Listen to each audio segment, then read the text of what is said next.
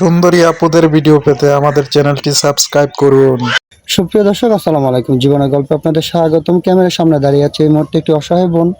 আমরা শুনবো তারই জীবনের গল্প। আসসালামু আলাইকুম আপু, কেমন আছেন? ওয়ালাইকুম আসসালাম ভাইয়া, ভালো আছি। আপনার নাম কি? নাম হইছে মায়া। মায়া, কোথা থেকে এসেছেন? ফ্যামিলি থেকে কে আছে? আমার বাসা হইছে টাঙ্গাইল, আর আমার ফ্যামিলির মধ্যে আমার আম্মু আছে, আমরা 3 বোন, আর আমার বাবা মারা গেছে। আপনার আব্বু মারা গেছে। আপনার কোনো বড় ভাই নেই? জি না। আপনার বড় ভাই নেই। আপনার ফ্যামিলিতে 3 বোন। আপনি কি বড় নাকি ছোট? বড়। বড়। যেহেতু আপনার ফ্যামিলির বড় বোন, যেহেতু আপনার কোনো ভাই নেই, তাহলে আপনার সংসারটা কে চালাচ্ছে, যেহেতু আপনার বাবাও নেই? কোনরকম তাই না চলতেছে। কোনো রকম টেনে চলতেছে। আচ্ছা, ঠিক আছে আপু, বুঝতে পেরেছি আপনার সংসারটা তাহলে অনেক কষ্টে, যেহেতু ফ্যামিলিতে কোনো বাবা নেই, কোনো বড় ভাই নেই। আপনার আম্মু কি করে? আম্মু মানুষের বাসায় কাজ করে। আপনার আম্মু মানুষের বাসায় কাজ করে। তো আপু, আপনি আমাদের ক্যামেরার সামনে কি জন্য আসছেন সেটা একটু বলবেন। আপনারা একটু সাহায্য করবেন তাই আইছি। একটু সাহায্যের জন্য আসছেন নাকি কোনো বিয়ে শাদী বসার জন্য আসছেন? বিয়া বইবার লেগে। বিয়ে বসার জন্য আসছেন। তো আপনার ব্যক্তিগত কোনো চাহিদা নেই যে আপনি কিরকম ছেলের কাছে বিয়ে বসতে চান, অথবা ওনার বয়সটা কত হতে হবে? তার বয়স যেমন মন সেমন হোক, কিন্তু মনটা লাগবে ভালো।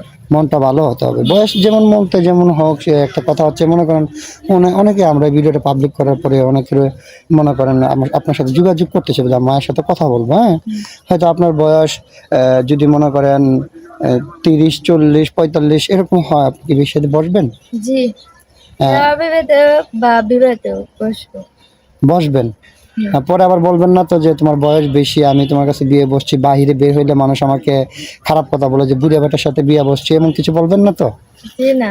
আচ্ছা, আমরা অনেকের তো মনে করেন স্ত্রী চইলা যাচ্ছে, হ্যাঁ চইলা যায় অথবা মারা যায়, স্ত্রী অসুস্থ থাকার কারণে দ্বিতীয় বিয়ে করতেছে, তার কাছেও বিয়ে বসবেন? জি। হ্যাঁ, মন থেকে বলছেন নাকি এখন শুধু ক্যামেরার সামনে এসে বলতেছেন? মন থেকে বলছি। মন থেকে বলছেন। আচ্ছা, ঠিক আছে আপু, আপনি সুন্দর কথা বলেছেন। তাহলে আপু, আপনার সাথে ওনারা যোগাযোগ করবে কি? আচ্ছা আচ্ছা, বুঝতে পেরেছি। আপনার ওনার গরিব তাই ফোন কিনতে পারছেন না। তো সুপ্রিয় দর্শক, তো মায়া আপু, জি বলেন। আচ্ছা, বিয়ে শাদীর পরে স্বামীকে নিয়ে কোথায় ঘুরতে যাবেন? হ্যাঁ, জানো মানুষ বলে যাবে, আমি এনে যাবো। যেন মন চায় সেখানে আপনি যাবেন ওনার সাথে? হ্যাঁ, জানালে যাবে, আমি এখানেই যাবো। আচ্ছা, এখন তো মিষ্টি মিষ্টি কথা বলতেছেন, স্বামীর আদেশ মানবেন, স্বামী যেটা বলবে সেটাই করবেন। কিন্তু কথা হচ্ছে গিয়া পরবর্তীতে তো আবার বিয়ে শাদী হওয়ার পরে তো আপনার চেঞ্জ করে ফেলবেন না? জি না। আচ্ছা, ঠিক আছে। তাহলে মায়া আপু, নামাজ কালাম পড়া হয়? জি। আপনি মুসলমান না? জি। পড়ালেখা কতটুকু করেছেন? 5 পর্যন্ত। 5 পর্যন্ত পড়ালেখা করতে পারেন নাই? জি না। আচ্ছা, ঠিক আছে মায়া আপু, ভালো থাকবেন, সুস্থ থাকবেন, আল্লাহ হাফেজ।